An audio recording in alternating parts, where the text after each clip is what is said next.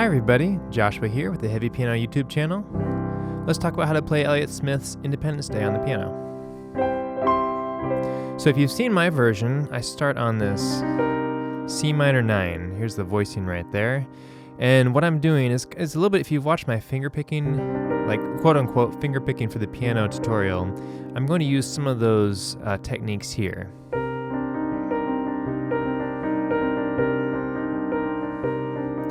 Now I hang out on the C minor a lot longer than Elliott does in the recording. One of the things I like to do, or at least in my version, the take that I shared with you, kind of go down to that lower octave, and it's just kind of like I've set this motion, and then it's like emphasizing the feeling of the chord or the start. I don't know. I played around some different ideas and I came up with that, so you can use that if you want. I'm just telling you what I did. So out of this C minor 9, we're going to switch to C major. So what I did was I played for a while on the C minor 9,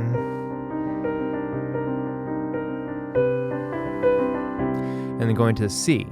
So the riff the first time starts on that high C, and it's going to be over C major 7.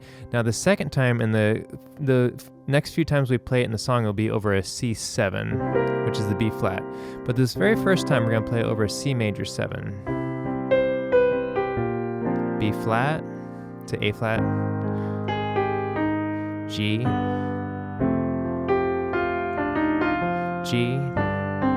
Sorry, coming out of the F7 to G, A flat, C. Let me play that much again. So this is the very first time it's over C major 7. Basically what we're doing is C major 7, B flat. We're just walking these chords down. A flat, G, F7. Maybe don't put the 7th down there. G, A flat, C. So we're going down with the chords and coming back up. Let me play that much again. Again, this is the first time with the C major 7.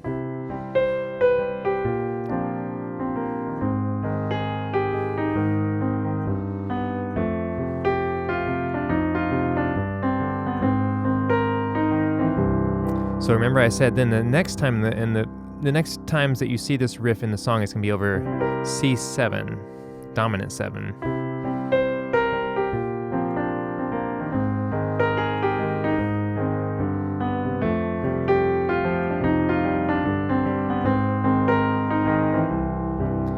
So you can kind of see some of my fingers and what I'm voicing is there. Let's see here. I'm adding that C in there to the B flat.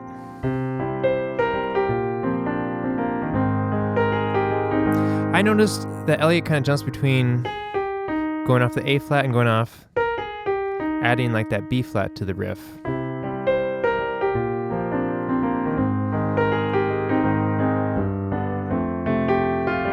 You could add the 9th in there over the 7.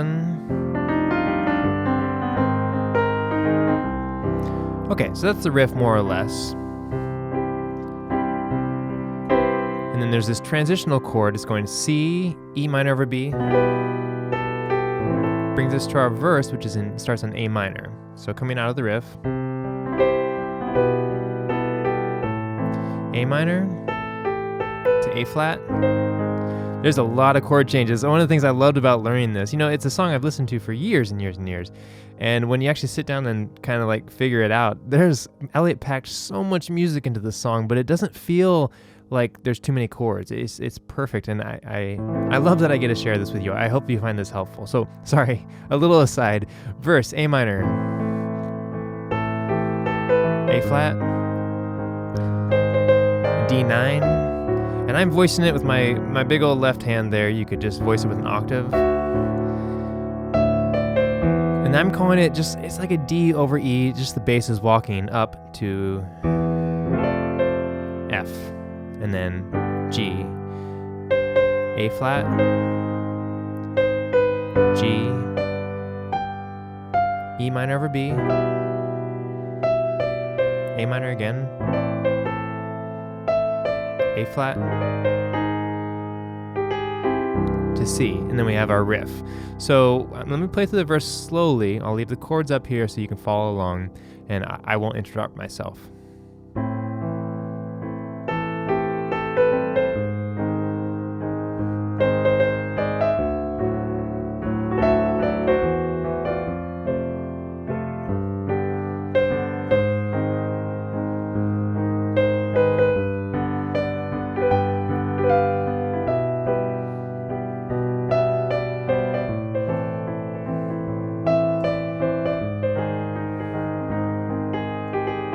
Okay, so I'm back to riff again.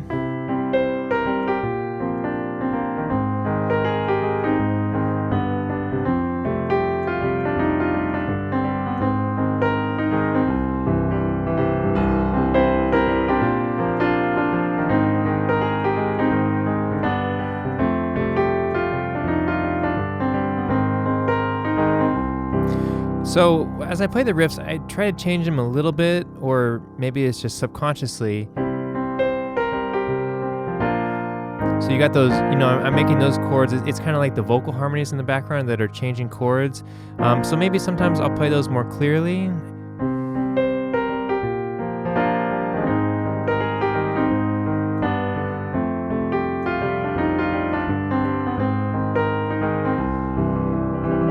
Sometimes doing that. It's like add a little bit of rhythm, building up to the next time I play through the riff. Alternatively, I'll play the riff like a little differently. Excuse me.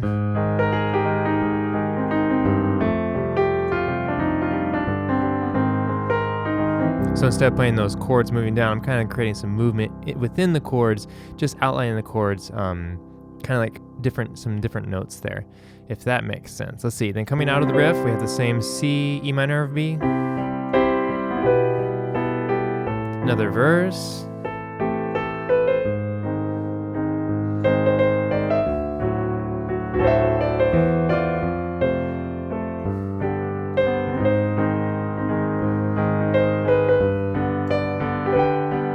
One of the things I did, I put the G over D, kind of moving to that E minor over B, just an option. I don't know if it works necessarily. I did it as kind of a transition between the chords.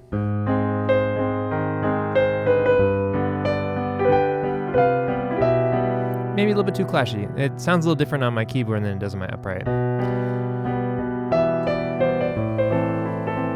There, so I have my melody up here. That little back and forth there, just serving as like an accompaniment. So I'm thinking singing the melody here, accompaniment here, kind of accompaniment here.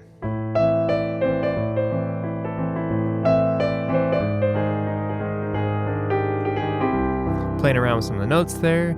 I have what I call it a half riff. So I'm going to go C7, B flat, A flat, G, F7, then we're going to go to like the bridge section where the lyrics are everybody knows. So we got this half riff after the second verse.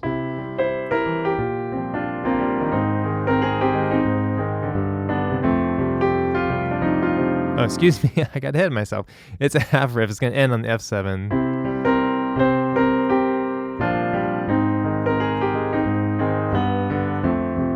And here I kind of started hitting chords here. Coming out of the F7 to A flat major 7, C, B flat, F, G, A flat, C over G, and then we have like a little mini riff on F to G, A flat, C. And I really love this. It's like a C over F sharp, kind of like, what is that? Like maybe like a half diminished or something. So C over F to F. Let me play that much of the bridge again. So you have that half riff coming out of the F7.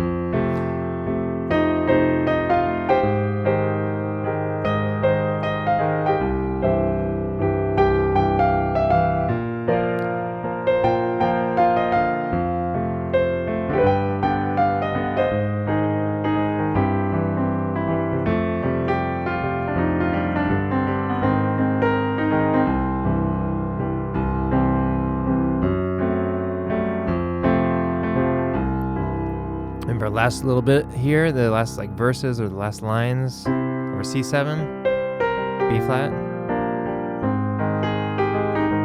A flat to G, F7, G, A flat, C. It's kind of like following the riff. It's a little bit different than the riff, the way that Elliott is singing the line, but he's basically singing the lines over the riff. C7, B flat, A flat, G, F7, G, A flat, F,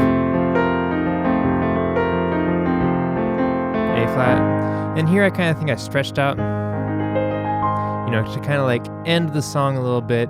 I don't have the benefit of the lyrics, so I'm kind of like adding some of my own stretch to the music. I don't know if that makes sense or not. But anyway, I'm using this A flat as the transition, and then what I did is I brought the riff up to a little bit higher octave.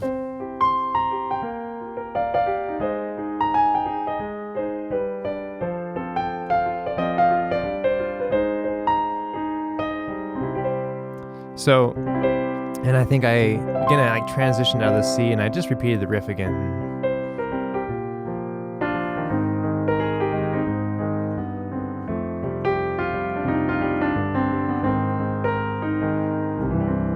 Or I think I ended with the higher voicing of that C chord at the end.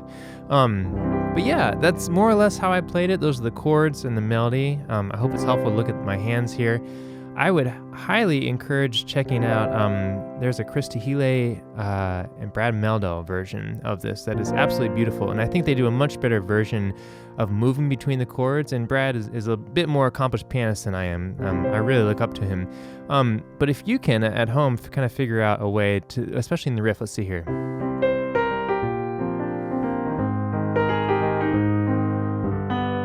I feel like that chug of the fifth, the G to the F,